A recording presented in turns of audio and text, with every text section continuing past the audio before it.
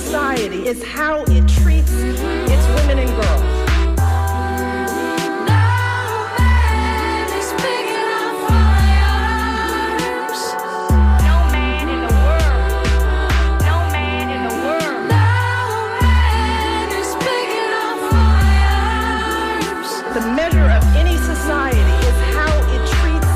It's women and girls. We create the smart, powerful, creative, accomplished young women.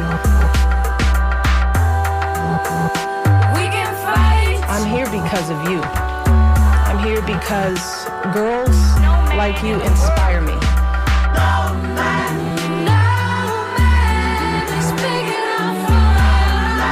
Many of these girls have faced unthinkable obstacles just to attend school.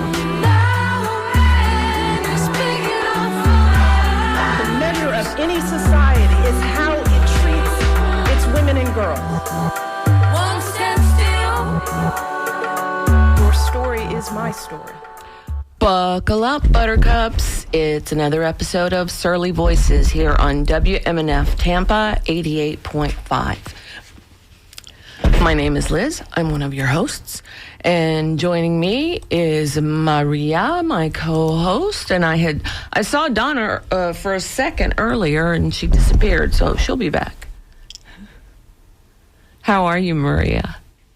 I'm doing okay. Had a little bit of connectivity issues this morning, but I'm here. Awesome. So apparently the United States is now into the piracy business. I see that. What possible excuse can there be for this other than, we want your oil? Right. I was going to say, I don't think that there's an excuse. I think there's an explanation for it. Yeah. Here we are. This is where we are.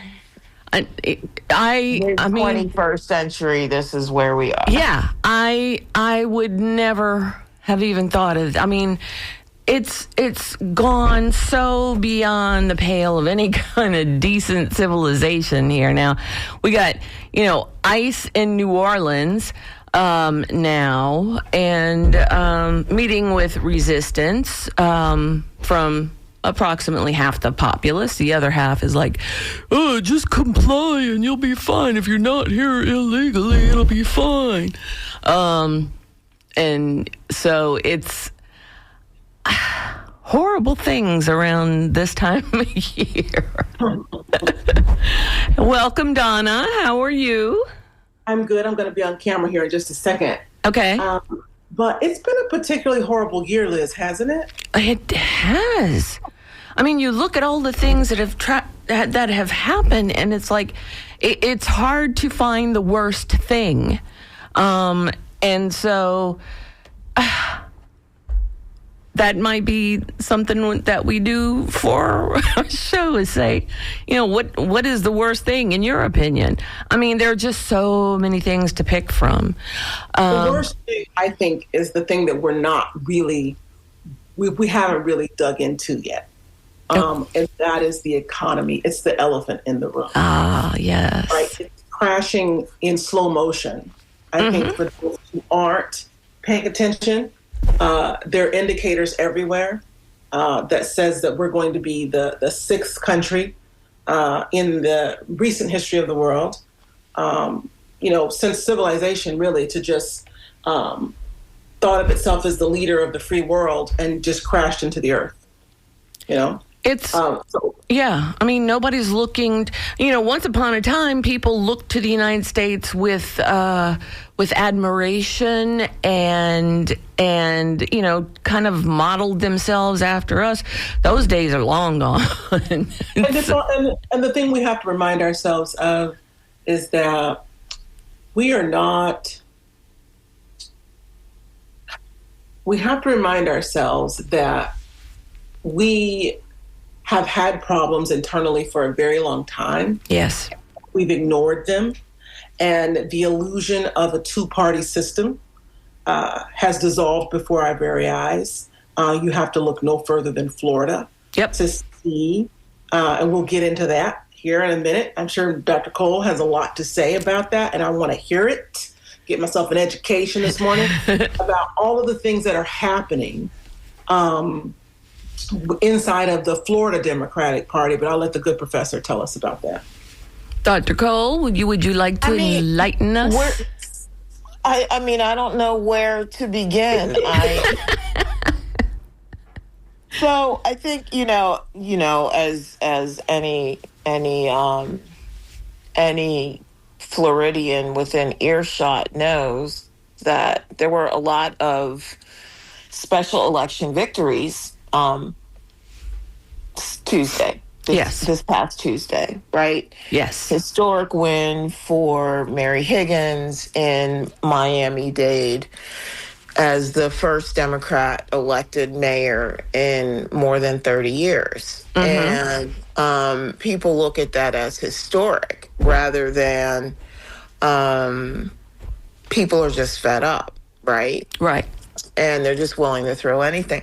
But I think that there's an even more interesting thing happening with respect to there was a state Senate race also, state Senate 11, District 11, which is like Sumter County and parts of I think Orange or something like that. But anyway, that was a heavily Republican district, and a Democrat lost, but they were close. I think it was like a plus 30 Republican district.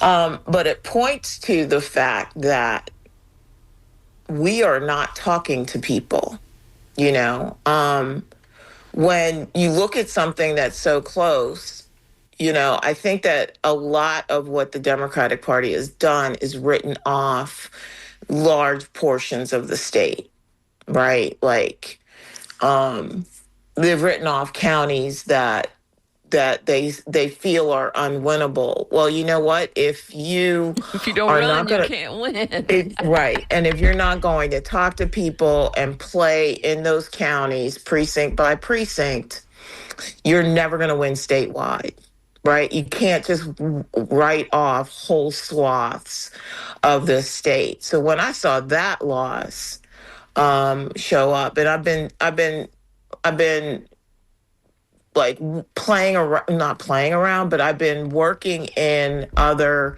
counties other than my own, trying to support like a grassroots effort in terms of addressing some of those things. The fundamental problem where we exist now is we don't have the infrastructure to actually compete statewide. If you're not going to compete in these smaller counties and pick up a couple of votes here and there, it's going to be a problem for you. Right. If you want to join the conversation, you can give us a call at 813-239-9663, or you can email to dj@wmnf.org. And I just saw our quote-unquote illustrious governor the other day declared CARE a terrorist organization, if I'm not mistaken, was the language he used. And CARE is hardly anything like that. If you don't know, it's the Council on American Islamic Relations. They do a lot of advocacy. They do a lot of mutual aid. And according to DeSantis, they're a terrorist organization. According to me, DeSantis is a terrorist organization. I mean, the sad part about it is that all of this is performative, right? Yes, like yes. It is not. I mean, what is happening in Tallahassee is absolutely disgraceful, and every single member of this community in this state needs to be paying attention to it, because while he's running around talking about terrorist organizations, we have real problems that literally go unaddressed, right? Right. I don't know who hasn't gotten their homeowner's insurance or even their rent renewals or their healthcare renewals or anything else, or just gone to the grocery store lately, Oh my gosh, hasn't yes. been outraged by what is happening and trying to figure out, like, other than, and I joke about it a lot, but other than OnlyFans and taking pictures of your feet, how are you going to be able to afford, you know what I'm saying? How are you going to be able to afford these things? And rather than address like the things that people hire you to do, because voters are your employees, right? Right. And rather than addressing the things that people hire you to do, you out here playing games and playing in our faces, and I just don't appreciate it. Right. It's like, get some of these costs under control. Stop pirating foreign vessels. I mean, the list goes on and on. Give us back reproductive freedom. It's a never-ending list. So, I mean, and where's the consequence for Trump? Nobody's holding him accountable. There are no consequences, apparently. When he said he could stand in the middle of Fifth Avenue and kill somebody, he was right. And so, and then you have people, lifting up Marjorie Taylor Greene. Thank you, no. She showed her colors when she started, and her colors are still red. And she just doesn't like it that Trump came after her. The dog that she was praising so hard bit her finally. And so now she's bailing out, and I guess she'll go on a book tour next. Any thoughts, guys? I just, you know what? Here's the thing. I think it's really, for me, it's pretty interesting that that she's doing this. I question the sincerity of it. The other day, I saw a picture of her with Medea Benjamin, and I'm like, okay. That proves the broken clock theory once again. Yep. Here we are. Wow. Okay. And Go ahead. I struggle with it. And I mean, in terms of the sincerity. And I just, I just want us to enter an era of seriousness for a moment, right? Like, enough with the performances, and I think that that's like a bipartisan thing, right? Like the politics by personality, Right. I mean, I don't know about anybody else, but I'm just kind of exhausted by it, right? Like the performance politics. I just want somebody who's just going to be a journeyman, and just put their head down and do the work. And I don't see a whole lot of those people. People who are going to be moving with earnest integrity, with the intent of making people's lives better. Right. Like I see the promise of some people who are actually running for office. Right. Like, I would love to see them succeed, because I do think that there are people out here that are everyday people that are literally looking at these clowns and going, you know what, if they could do it, I will. Right. And then some of them, and I do think that there is going to be this whole mass exodus of people who they themselves have grifted enough in Washington that they are going to ride it out just like Marjorie. And move on to their next thing, right? Like, and I think that a lot of them are just going to be talking heads on a podcast somewhere, right? Like, wouldn't you love to see, and it's not really a prediction, but I could see, not that I'd be happy about it, but I could totally see Jasmine and Marjorie on a podcast somewhere. Oh, I can see that. I can see that. Because I've been trying not to say this, but Jasmine Crockett is to Marjorie Taylor Greene what Alan Grayson was to Donald Trump. Mm-hmm. Mm-hmm. And nobody is saying that because people just want somebody to cuss this guy out so bad. Mm-hmm. Right? And she's the only one that's doing it. And right now, because the bar is in hell, she's our queen. Right. So, but is anything actually happening? Is anything actually getting done? What I see two women who are going to become extremely wealthy and as preside atop a media empire that continues to take their fandom, not voters, but their fandom along with them. And I think I kind of worked around the edges because I don't like to say I try to be principled about how I'm speaking on people, but at the same time, when you've done too much, you're going to have to be called out. Right.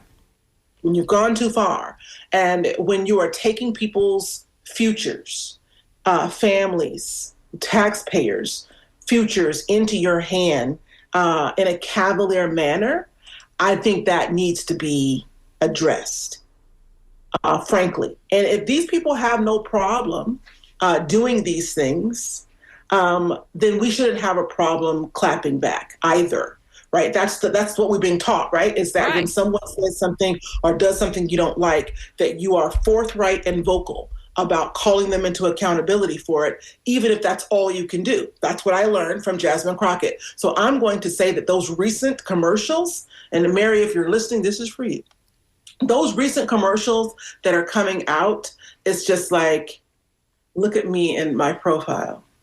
Right. I'm so popular. I'm on this guy's mind and I'm all he's thinking about, me. And it's almost like a reflection of the me back.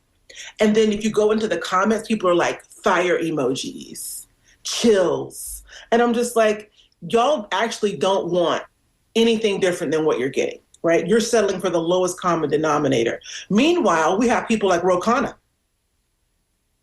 Okay. Mm-hmm. People like, what is her name in Chicago? I always butcher her name, so I'm not even going to do it. From Chicago? Yes, Congresswoman.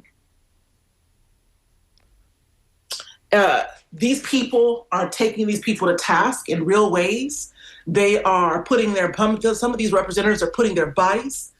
We saw in California, senators, congresspeople putting their bodies in between themselves and ICE. Yeah. Now, I know ICE is in Texas, and I haven't seen one hair on the pretty head of our beautiful lawyer put themselves. I mean, if you really want the smoke, then you go for it, right? You go for it because Alex Padilla did it.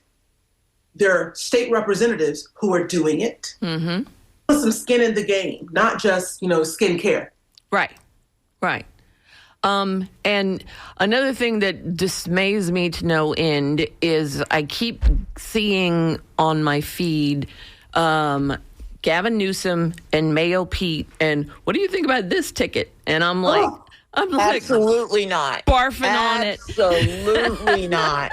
But you would not believe how many people are like, yeah, this is great. Absolutely not. Well, that's what I said, Maria, but apparently the masses of a ilk ilk really... The only thing that gives me consolation when people do stuff like that is knowing that the fickleness of Democrats and people on the left, they won't survive a quarter. Right. And by the time June turns around, we'll be talking about other people, right? Mm-hmm. Like, I can't wait till people get it out of their head. Like these people, I am not looking for these unserious politics by personality people. Like, I'm done. Like, can we all be done with the politics of personality era, please? No, we can't. There was a song once upon a time, Cult of Personality. I'll have to find it.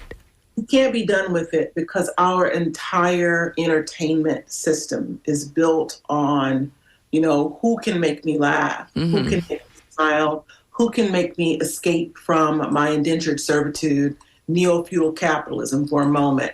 You know what I'm saying? Why are all these windows open on my computer? Because it's 60 degrees outside. It feels good. Why can't we escape this? It is because we have people who are famous for putting out sex tapes. Yes.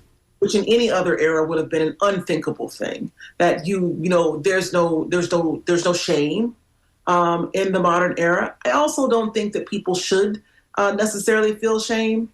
I think they should feel some reservation about some of the things that they're doing, and they don't. And in the middle of one of the worst economic crises, because it's loading, right? Economic crisis is loading. And I think the reason why we're not talking about it is because we're in such dire straits in so many other eras, right? There's so many sectors. No one's talking about, if you roll back to 2008, late 2007, early 2008, we're about to go into the bubble. The housing bubble is popping. And McCain and Barack Obama are in a dead heat for the White House. And all of a sudden people realize that the media, we have to talk about that, starts reporting the intensity of the housing crisis. And it calls Colorado, Montbello, Green Valley Ranch. It is like a big, it's African-American suburbs that were like the opposite of Highlands Ranch, which was closer to Douglas County where Columbine happened. And I lived there at the time. And they said that Green Valley Ranch was ground zero for the housing crisis. Oh. And I don't know what that did. There was some voter disenfranchisement in Ohio. And a friend of mine, Martine Markovitz, was from Miami, this guy's Jewish and Latino, right? Martine Markovitz. And so he lives in South America now. And he said, hey, you want to do a story? He said, no. He said, you want to get high? Keep in mind, I was in my 30s then. I said, no, let's be reasonable people. And he said, well, you want to do a story? And I was like, yeah. He said, you got a story? I said, yeah. Actually, Secretary of State Mike Kaufman, is disenfranchising 10,000 voters because they didn't check a box on their voter registration form. And that could change the outcome for Colorado, which is the teetering, right? It was purple at the time. Right. And Clinton had lost in the previous two elections in Colorado. So we did the story, and the story was we went to a press conference, and the press secretary for the governor told us, do not try to talk to the governor. I've already talked to you. We're like, okay, fine. So I watched out, and I told Martin when the governor steps away from the podium, he was announcing solar energy on the Western Slope. He said, when he walks away, we're going to jump right into his face. We did it. We got it before the press secretary caught us. He said, you want to come into my office? The next thing you know, we're interviewing the governor of Colorado. We sold the story to the Huffington Post, which led to a series of voter disenfranchisement stories all over the country. Nice. Now, I'm not saying that I saved the day. But I'm just saved the day. The media is very important, is what I'm saying, writ large, right, for what we're talking about. And right now, we're not talking about the economy, as you can see how I illustrated that. Mm-hmm. We're not talking about the economy because we're talking about everything else. We're talking about Diddy. Yes, we're talking about Jasmine Crockett setting up a campaign where she's going to spend millions of dollars and lose. She's going to collect millions of dollars as well. Yes, and right. I feel like she's been encouraged to do this because this is a criminal enterprise. The way they raise money, RICO. It is totally right. Like this is like the amount of money in politics that doesn't actually go to politicking is disgraceful. It really is. Yeah. We need some kind of national and state campaign reform, because it's like there's people out there who are very well qualified but aren't good money raisers, and unless you have $10 gazillion nowadays to buy all these trashy commercials with, then you don't get the exposure. So it ought to be like, okay, you want to run for office? Okay, do it for free. You do know that the cause of campaign finance reform is at the bottom of Monty Python's, I just told my age, scroll. It's like if the scroll rolls out and rolls across the ground, campaign finance reform is in the small print at the bottom. We're not able to have a campaign finance reform conversation more than every 20 years, right? We're not quite due. But even if we were due, I seriously doubt we'd have a serious conversation about campaign finance reform right now, because this era is fill your pockets because we don't know what happens next era, right? Yeah, it's also, like robber baron era. It is. And the backdrop of that is social media, where everyone is like, get my good side. Yes. So there's really, here comes this doll. Has no way out of that, right? Good morning. Yes, I don't have any snacks in my pocket. So I'm fostering this dog, right? And I was going to say, when did you get a dog? Fostering a dog. It was a bad situation, and we just, we got him. So anyway, we're not talking about the economy. We're not talking about campaign finance reform. The only money we're talking about is the money that's going into Don Jr.'s pocket and all of the people, the tech overlords' pockets, and Elon Musk's pockets, but we're not talking about our pockets. And I think that's very strange. I'd like to draw your attention to it. And for those who are interested in all of the find out aboutologists out there, go to YouTube and just start looking up, change your algorithms and start asking questions to Meta, and go to YouTube and start searching on what's going to happen in the economy, predictions for the economy, so that you start getting those videos and that you have a clear understanding of what's in front of us. I don't think and not because you can do anything about it. There's nothing you can do about it. Most of us right now, we've got what we've got. Our wealth isn't growing because a lot of people will tell you they're paying credit card interest. When people maxed out their debts in COVID, and they've been paying those bills since COVID, for folks who weren't working. And disposable income, any disposable income that was left is going to TECO and Duke, who are now charging whatever they like. So you've got a lot of layers here. Right. And while our governor is busy labeling CARE as a terrorist organization, how come we aren't labeling PICO and Duke? Right. There are people who are doing it. We've had them on the show. We brought Dump Duke onto the show, and we've talked about people who are quietly in the background doing the work of calling corporate overlords into accountability for their flagrant fleecing. Right. Fragrant fleecing. Let's talk to Mike in Sarasota. Hi, Mike. Yeah, thank you for taking my call. Sure. It's a fascinating discussion about future politics, and I have a question relevant to that. In the recent New York City mayoral election, the New York Times reported that several black Democratic districts, voted in favor of Andrew Cuomo over Zoran Mamdani. And so my question to you and your panel is, why would black Democratic districts in New York City prefer to vote for the Republican over the progressive Democrat, Zoran Mamdani? Yes. All right. Thanks, Mike. Okay, so now these are the things that you see happening all over the country. Now, remember, I work on elections, and specifically I work in field. And so we are always face-to-face with the voter, not the talking heads, not the kids in suits that want to one day run for Congress or be the president or have a job in administration in 15 years, but the voter, the taxpayer. Here's what I learned about black voters.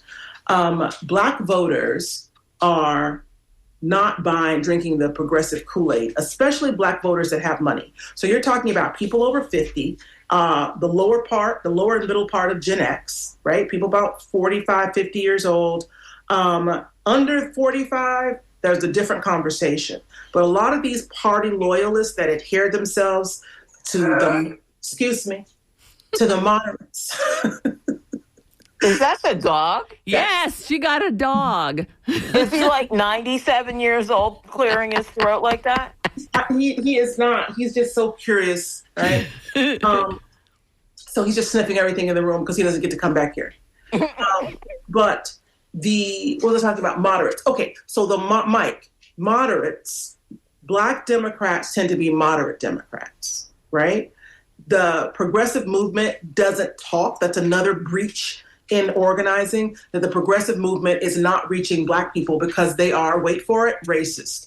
So when Black people say, hey man, these people they're breaking my back, the man has his foot on my neck, progressive Democrats say it's not about race. Right. Or they don't see race. Yes. Oh, yeah. I don't see color. Yeah. Right. Right. The conversation, because Black people are like, if I'm going to ride with you, the first thing you're going to have to do is understand that I'm having a different experience from you, and that Indigenous people are having a different experience from you, and that poor people are having a different experience for you. You don't have to be, you can be any of the above or all of them, right? Intersectionality. Right. If you are a woman, you're having a different conversation about the things that are happening in DC. And I feel like the progressives will, with their whole throat, call it tribal politics. This is why I'm not a democratic socialist, right? I love some of the things that they do and the things that they say, but I am not going to join a group where people ask me to leave the thing that I and all of my ancestors since 1619 have been defined by in this country behind. No, I don't want to think about race every day. But if I don't think about race every day, I'm going to have a problem because I have to orient myself to space and time in order to survive, in order to make money. So, Mike, the reason why and Mike sounds like he's a progressive that wants to know why Black people are not, that you need this, right?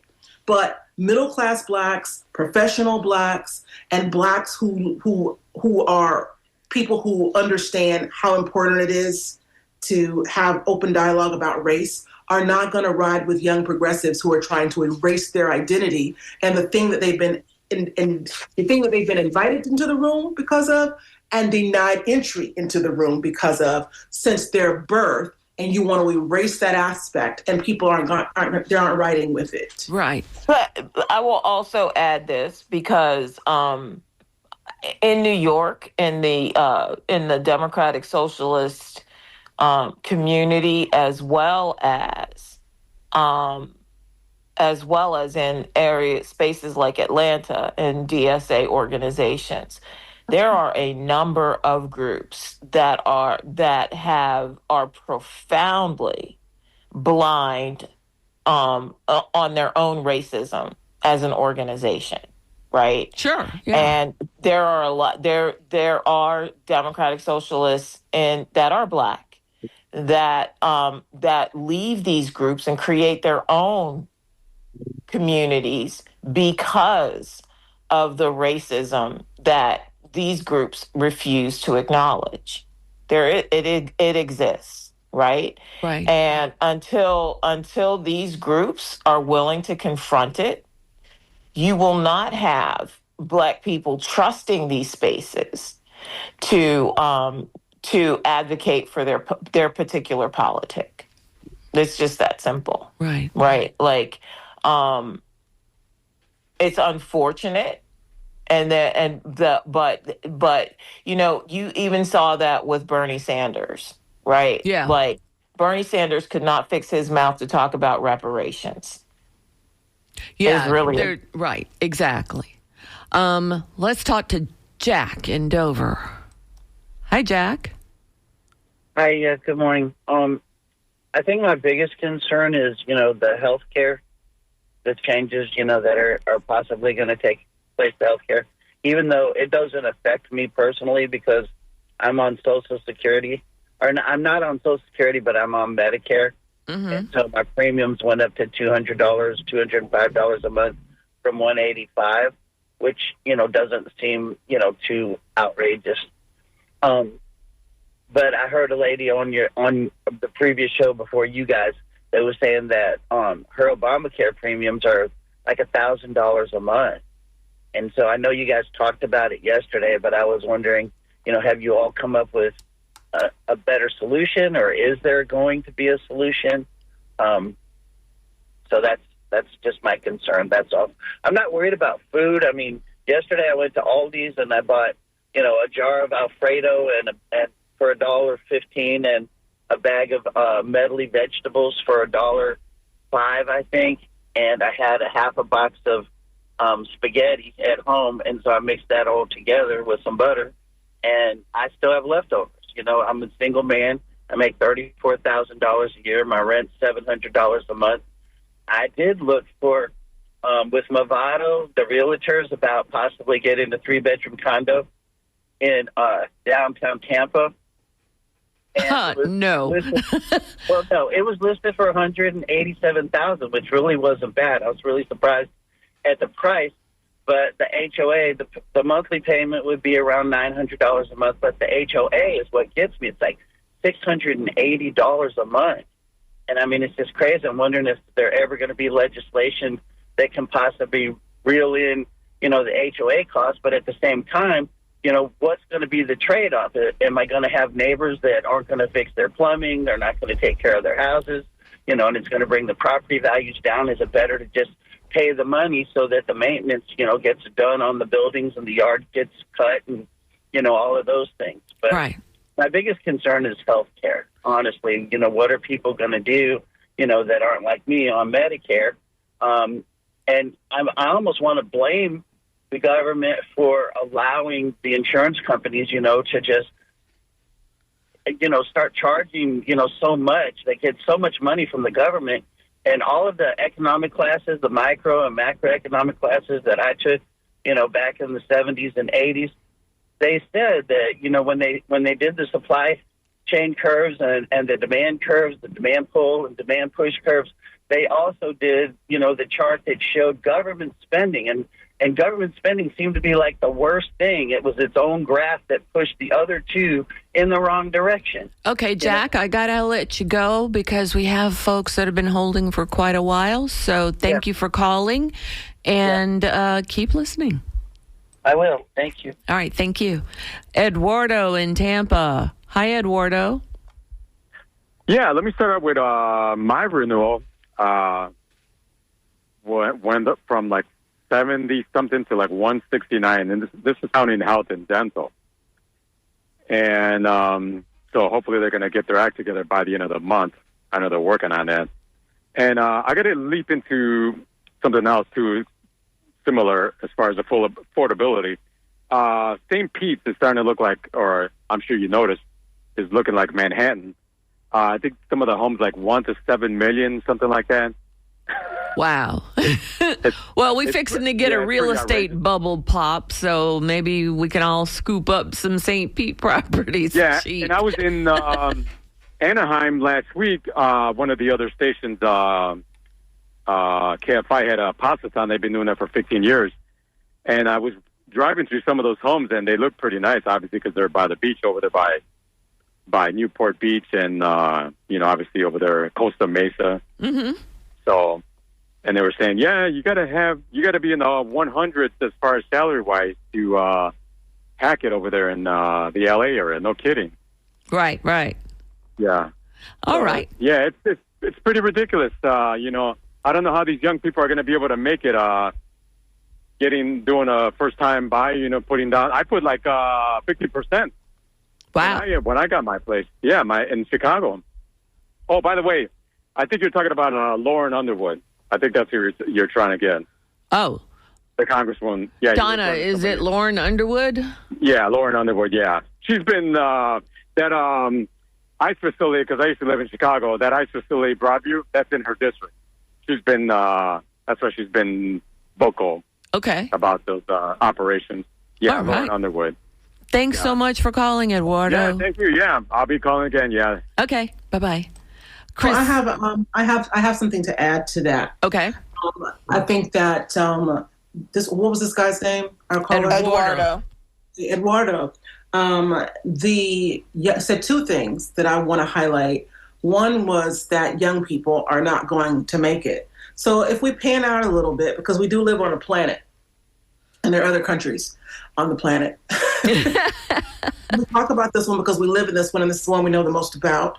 But as global citizens, we should really take a look at what's happening in Tunisia, Madagascar, and Nigeria.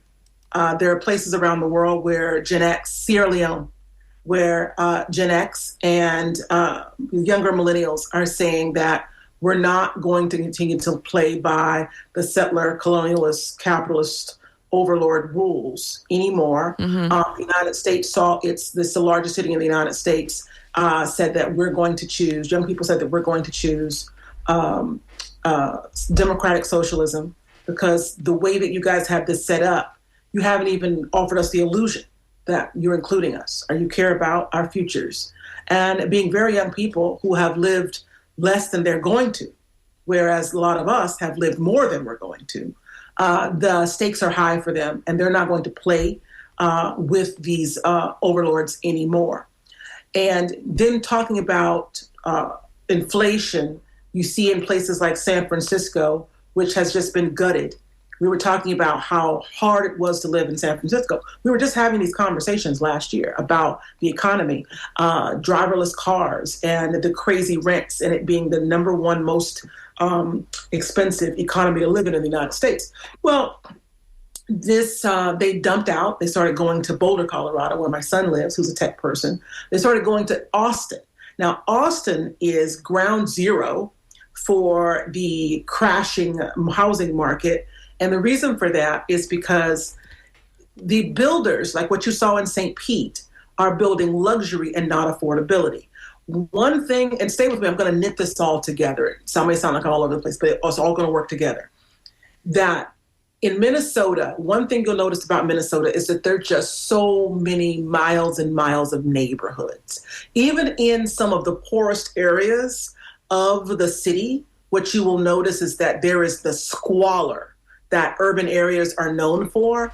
In the northeast, in the north end, what they call the north end of Minneapolis, you will just find houses, right? And the domestic tranquility that you see during the day belies some of the things that go on at night. If you go to some place like Linden Hills, it's just all charm, right? It's like a magical place where there are all these cottages.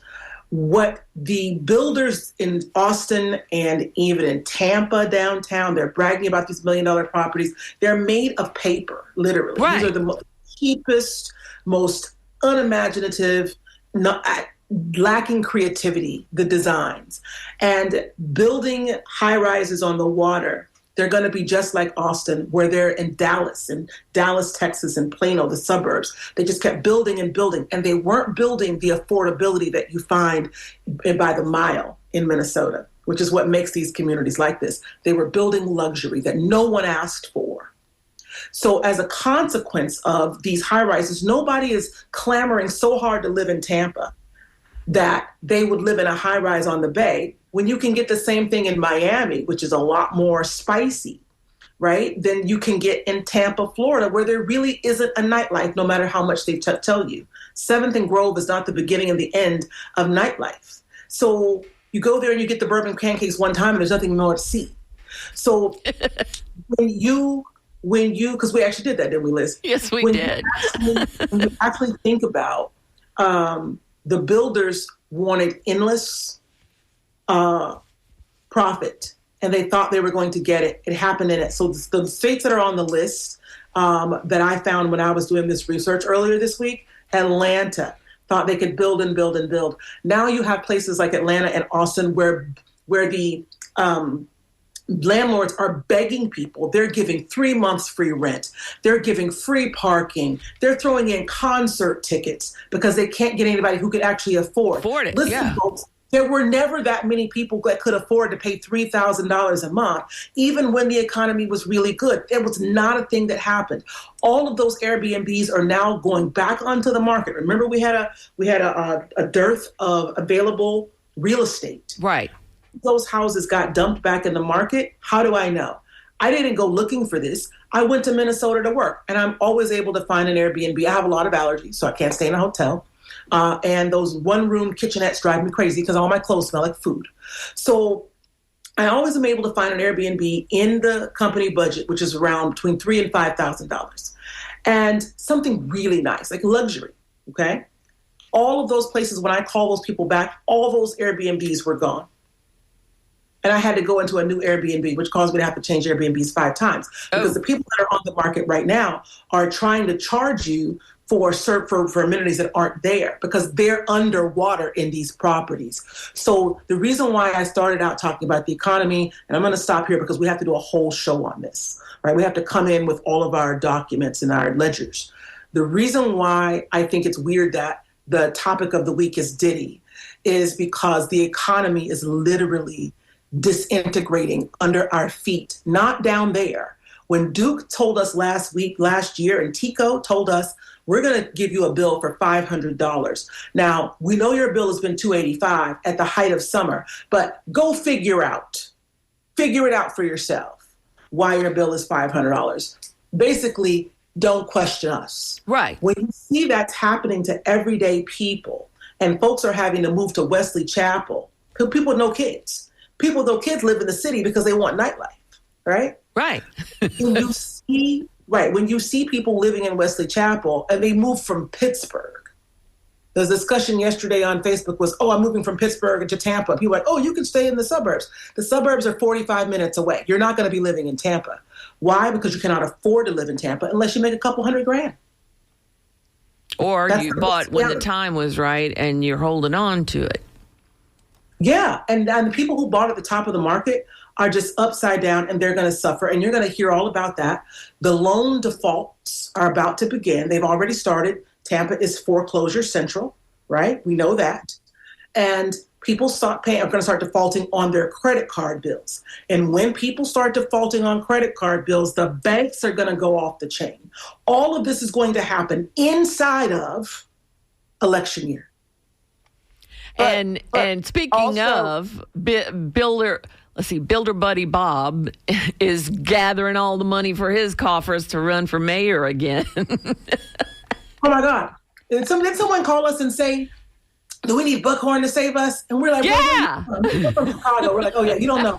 Go read some more, come back. Sorry, Maria. I had to spit it out before I forgot. No, it's okay. I mean, I was just thinking about what Donna was talking about with respect to the credit card debt. Like, let's not forget that the credit card debt is not for luxuries or,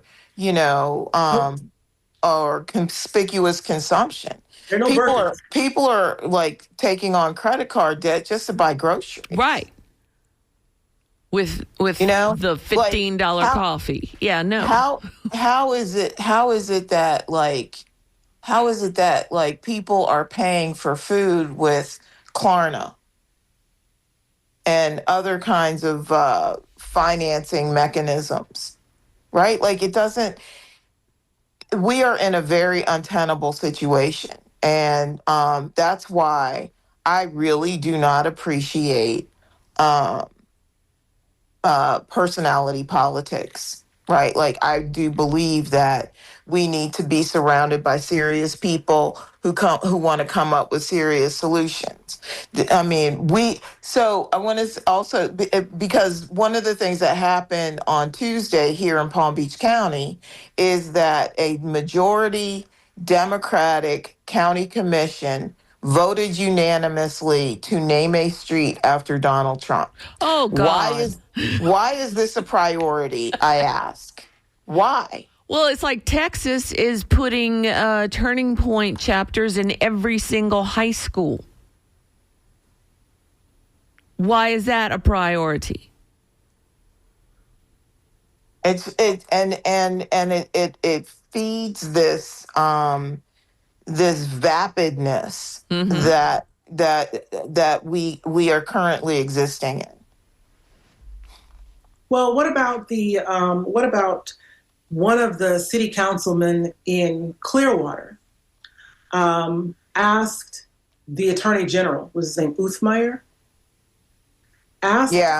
Asked him, there's a conversation about whether or not Scientology, when I say Clearwater, Scientology is going to be coming next, right? Whether or not they had the right to shut down the street to have some type of block party where they were going to have drag queens. And they're shutting down the street because the conversation was, do they own the street or do they own enough of the street to be able to do this? Because it is in violation. It's not a private, establishment.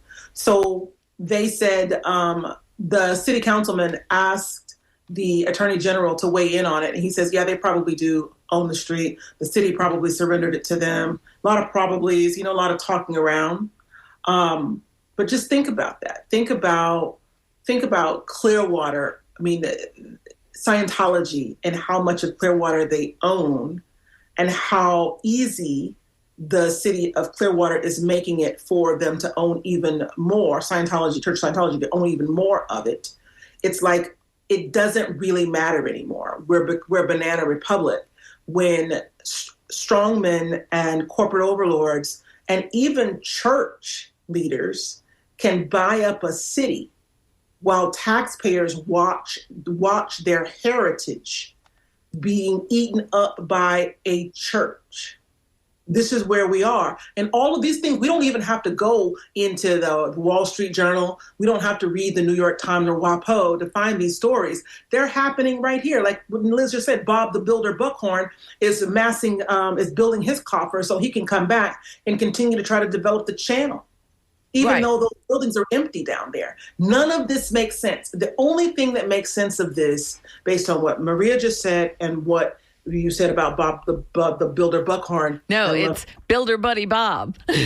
But you know what, though? Here, I'll give you another example, but this has been going on for a long time. It's just that finally it is coming to a head. Here in Palm Beach County, in Riviera Beach, for over a decade, the city council has been deeding over streets to private corporations, right? But the deeding them over, just signing them over, here, we're going to make this a private road. There's no sufficient consideration, meaning they are not paying for that street. They're not buying or purchasing real estate. They go to the city council and they say, hey, give this to us. And these dummies are like, oh, okay. But at the same time, the city still has to continue to maintain those streets for private use. You make it make sense to me. We're in trouble. Yeah.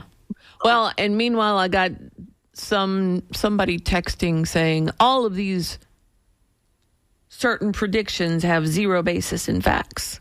Oh, wow.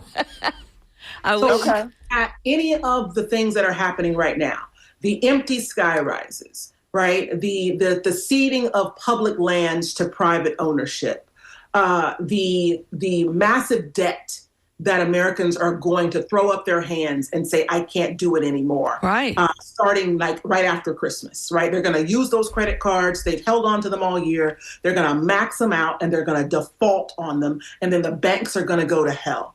And so none of this has basis in fact. These are all things you can find in the WSJ. You don't have to believe us. It's alarming. And I understand why somebody would be like, no, and wave it off. I'd like to do that too, but I live here and these things are really happening and people literally are giving away concert tickets and months and free parking to get people to live in these empty buildings, right? That's a thing that's really happening. And what happened in Boise, right? That city, all those people went to Boise. They left San Francisco, they left Seattle, they left Portland, and they moved to Boise. And then they all moved out. They made it too expensive for the nurses and the teachers to live there. Those people got priced out. And then everyone left. And now it's like ghost town. Those things are really happening. You don't have to take my word for them. You can read.